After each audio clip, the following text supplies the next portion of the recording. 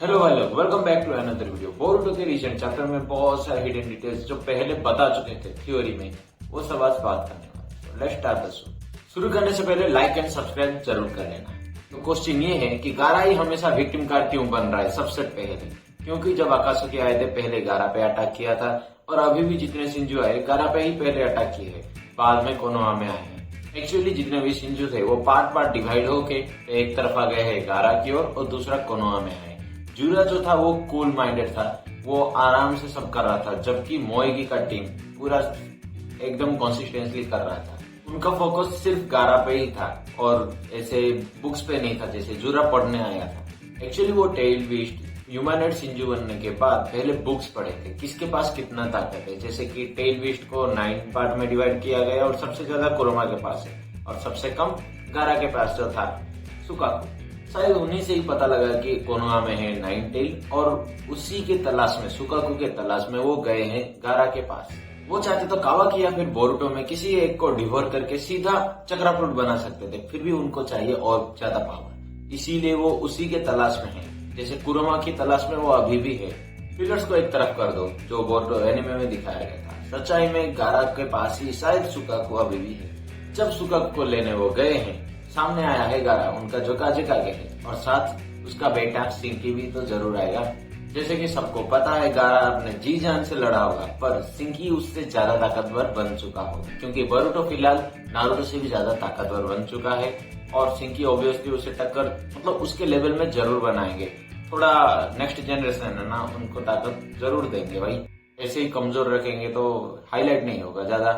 Actually उनका retire time आ चुका है और ये नेक्स्ट जनरेशन अभी कब्जा करने वाले हैं। सिंकी के पास है आयरन सैंड जो उनको इम्प्रेसिव बहुत लगा होगा, इसीलिए वो उसे वेजल बनाते हैं, डिवोर करने की कोशिश करते हैं और नया शिंजू क्रिएट हो जाता है वेजल में। पिछले टूर्नामेंट में मित्सुकी का अगेंस्ट था सिंकी, जो टूर्नामेंट हुआ था बच्चे थे, और अभी मित्सुकी का अगेंस्ट फिर से सिंकी का जो शिंजू है वही बने।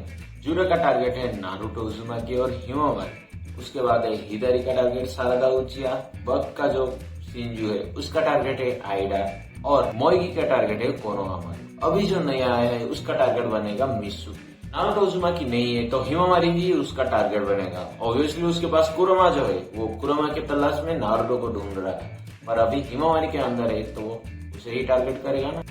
पहले बाप ने मारा, अभी अपने बेटी ने मारने वाला। बोरुटो और कावाकी क्यों नहीं बन रहे? क्योंकि उन दोनों को वो डिवोर करना चाहते हैं, इसीलिए उनका वो टारगेट ही नहीं है। फिलहाल वो सब अभी भी ज्ञान जोड़ रहे हैं और भी ज्यादा ताकतवर बनने वाले हैं और साथ ही साथ प्लैनेट को डिस्ट्रॉय करने वाले हैं। तो फैन थ्योरी एक बता चुका था कि जहां पर ये सब लड़ रहे थे वहां पर गारा के अगेंस्ट में आया था बग का शिंजू। एक फैन में ड्रॉ भी पहले से घूम रहा था कि सिंकी जो बड़ा हो चुका है पपेट की तरह दिख रहा है, पर वो सिंकी है, उसके अगेंस्ट खड़ा है बग। अब क्वेश्चन ये आएगा, आइडा ने उन शिंजू पर नजर क्यों नहीं रखा? मतलब सैंड विलेज पर वो अटैक कर चुके हैं और गारा के ऊपर इन्हें किसी को भी पता नहीं था। एक्चुअली आइडा नजर ही नहीं रखना चाहता, क्योंकि वो बग वाला जो शिंजू है वो आइडा को देख सकता है और उसका टारगेट भी है, क्योंकि उनके पास भी शिवाई गॉड का डीएनए है, सेम डीएनए जैसे इनके पास भी है, और ओमनीपोटेंस को आराम से देख सकता है भाई वो। अब बारी बोरुटो और जूरा में से ज्यादा ताकतवर कौन है? ऑब्वियसली जूरा ही ज्यादा ताकतवर है। 10 टेल से बना हुआ शिंजू है वो ज्यादा ताकतवर बनते जा रहे हैं, उनके टीम भी, क्योंकि ये जो क्लॉ ग्रिम्स थे जिसे कोई भी मार सकता था वो सास्के को एडप्ट कर लिया, डिवोर करने की कोशिश किया, उसके बाद सिंकी को, मतलब उनका ताकत बढ़ता जा रहा है। ये जो शिंजू थे वो जो क्लोग्रिम में बटे हुए थे वो ज्यादा ताकतवर बन रहे। देखो वो सास्के को डिवोर करने की कोशिश किया, इसके बाद सास्के का पावर आ गया है उन्हें, अभी सिंकी, उसके बाद बहुत सारे मेंबर ऐसे ही जुड़ने वाले हैं। अगर सिंकी और सास्के का पावर इंक्लूड हो रहा है तो भाई सोच लो कितना ताकतवर बनते जा रहे हैं। इन दोनों के अलावा और भी कागे बचे हैं, उनमें से किसी एक को डिवोर कर लेंगे तो और भी ज्यादा ताकतवर बन जाएंगे। अगर कासिन कोजी हेल्प नहीं किया होता बोरुटो को तो अभी तक बोरुटो मर चुका होता। देखो कासिन कोजी पहले भी बता चुका था कि एक टाइम में तुम मरने वाले हो, शायद यही टाइम था, वो पहले टाइम में देख रहा था, मल्टीवर्स बोल सकते हैं। वो हर टाइमलाइन को चेक किया था, और जूरा अभी जो अटैक किया है बोरुटो को वहां पर शायद बोरुटो मरने वाला था, वो शायद बदल दिया गया है कासिन कोजी के वो पावर के जरिए। फिलहाल कासिन कोजी बन चुका है डॉक्टर स्ट्रेंज और सारे के सारे पॉसिबिलिटीज देख रहा है, और जो सही है उसे अप्लाई करेंगे, और इन्फिनिटी पॉसिबिलिटीज भी है। तो बोरुटो ने मना कर दिया है काशिनकोजी का एड्रेस बताने के लिए, वरना आइडा देख लेगा आराम से। आइडा देख लेगा तो शिंजू आराम से पहुंच जाएंगे।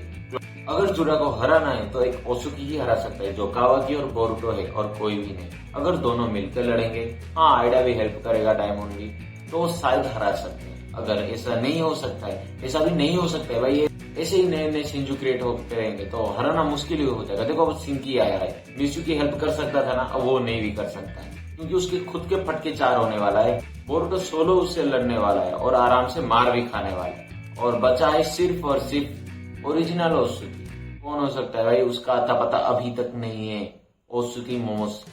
अगर ये सब कांड उसे पता चल जाएगा तो सबसे पहले बोरुटो को टेक ओवर करेगा और सारे के सारे को एब्जॉर्ब कर देगा। शायद जुरा को बहुत पीटने वाला है। अमर और काशिनकोजी शायद आपस में मिलने वाले हैं और वापस से अपना दिमाग इस्तेमाल करेंगे, जो भारी पड़ेगा जुरा के ऊपर। और रही बात जो शिंजू सीवाई गॉड का डीएनए सब में इम्प्लांटेड है और स्पेशल पावर एक्टिव करना था।